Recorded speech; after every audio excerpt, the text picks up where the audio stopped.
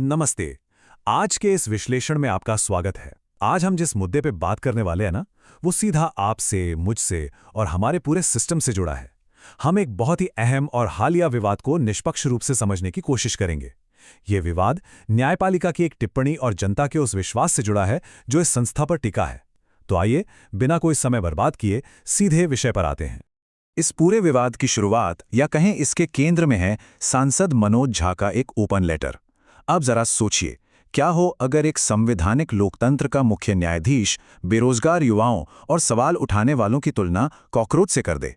सच कहूं तो विश्लेषक और राजनीतिक दिग्गज भी इस बात से सन्न रह गए। इस तरह की बयानबाजी सर्वोच्च संस्थाओं में जनता के विश्वास को बहुत गहरी चोट पहुंचाती है। अब यहीं से एक बहुत ही गहरा और थोड़ा डराने वाला सवाल पैदा होता है। क्या होता है जब न्याय का वो आखिरी दरवाजा, जहां हम उम्मीद लेकर जाते हैं, वही नागरिकों को परजीवी समझने लगे? मतलब जो संस्था हाशिए पर खड़े लोगों का सबसे बड़ा सहारा मानी जाती है, अगर वहीं से ऐसी कठोर भाषा सुनने को मिले, तो इसका न्याय मांगने वालों के दिमाग पर क्या असर पड़ेगा? ये समाज के नजरिए को हमेशा के लिए बदल सकता है। इस पूरी बात को गहराई से समझने के लिए हमें पहले इस परजीवी या पैरासाइट शब्द को समझना होगा। विज्ञान की भाषा में तो इसका सीधा सा मतलब है वो जीव जो किसी दूसरे के सहारे जिंदा रहे और उसी को नुकसान पहुंचाए। लेकिन हाल ही में इस शब्द का इस्तेमाल कथित तौर पर उन नागरिकों या एक्टिविस्ट्स को नीचा दिखाने के लिए किया गया जो सिस्टम से असहमति जताते हैं। इस शब्द का अपना एक भारी ऐतिहासिक बोझ है जो सीधे सीधे अमानवीकरण की तरफ इशारा करता है। और पता है सबसे ज्यादा चिंता की बात क्या है? वो लोग जिन्हें कथित तौर पर इस बयान का निशाना बनाया गया। देखिए, इसमें बेरोजगार युवा हैं, आरटीआई कार्यकर्ता हैं, स्वतंत्र पत्रकार हैं और वो आम नागरिक भी शामिल हैं जो सिर्फ सिस्टम से जवाबदेही मांग रहे हैं। अब आप ही बताइए, सुप्रीम कोर्ट की सुनवाई के दौरान इन सबको एक ही श्रेणी में रख देना, क्या ये कमजोर नागरिकों की रक्षा करने के न्यायिक कर्तव्य और उन्हें ही दोषी ठहराने के बीच एक बहुत बड़ा विरोधाभास नहीं है? चलिए अब इन दो अलग अलग हकीकतों को आमने सामने रखकर देखते हैं। एक तरफ हमारी कड़वी सच्चाई है, संरचनात्मक बेरोजगारी और नीट जैसे एग्जाम्स में होने वाले बड़े बड़े पेपर लीक्स। ये सब तो सिस्टम का फेलियर है ना, जिन पर युवाओं का कोई बस नहीं। और दूसरी तरफ विक्टिम ब्लेमिंग। इन्हीं परेशान युवाओं को कथित तौर पर कॉकरोच कहा जा रहा है क्योंकि उन्हें नौकरी नहीं मिल पाई। एक तरह से सिस्टम की सारी कमियों का बोझ उस अकेले इंसान पर डाल दिया गया। यहां एनालिसिस्ट्स ने एक बहुत ही परेशान करने वाला पैटर्न नोटिस किया है। आप देखिए, पहले राजनीतिक रैलियों में आंदोलनजीवी या परजीवी जैसे शब्द विपक्ष के लिए उछाले जाते थे, लेकिन अब कथित तौर पर न्यायपालिका के सर्वोच्च पद से भी आम नागरिकों के लिए ठीक वैसी ही शब्दावली का इस्तेमाल हो रहा है। जब राजनीति और न्यायपालिका दोनों की भाषा एक जैसी हो जाए, तो ये राजनीतिक असहमति के प्रति समाज के नजरिए को बहुत खतरनाक रूप से बदल सकता है। इस बात को सीनियर एनालिस्ट एन.के. सिंह बहुत ही सटीक तरीके से समझाते हैं। वो कहते हैं कि बेरोजगारी एक ढांचागत आर्थिक विफलता है, कोई व्यक्तिगत दोष नहीं। बिल्कुल सही बात है। जब युवाओं को उन बड़ी आर्थिक समस्याओं के लिए पर्सनली जिम्मेदार ठहरा दिया जाए जिन पर उनका कोई कंट्रोल ही नहीं है, तो ये उन्हें अंदर तक तोड़ देता है। जो लोग न्याय की उम्मीद लेकर आते हैं, उनके लिए ये एक बहुत बड़ा मानसिक आघात है। अब बात करते हैं इस कॉकरोच वाले लेबल के सबसे बड़े खतरे की। जब संस्थाएं नागरिकों को कीड़े मकोड़ों की तरह देखने लगे ना, तो सिस्टम को उनके साथ कीटनाशकों यानी पेस्टिसाइड्स वाला सुलूक करना भी जायज लगने लगता है। ये बहुत खतरनाक स्थिति है। ऐसी अमानवीय भाषा लोगों को इतना डरा सकती है कि वो भविष्य में सरकार की आलोचना करने या न्याय मांगने से भी पीछे हट जाएं। आइए इसे थोड़े ऐतिहासिक नजरिए से देखते हैं। 1997 से पहले तक जजों से एक बात की हमेशा उम्मीद की जाती थी, पूर्ण तटस्थता, मतलब बिल्कुल निष्पक्ष रहना। फिर 1997 में बाकायदा जुडिशियल कोड ऑफ कंडक्ट को अपनाया गया। लेकिन आज क्या हो रहा है?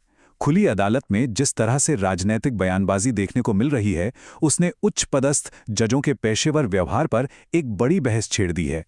ये पहले की उम्मीदों से बिल्कुल अलग है।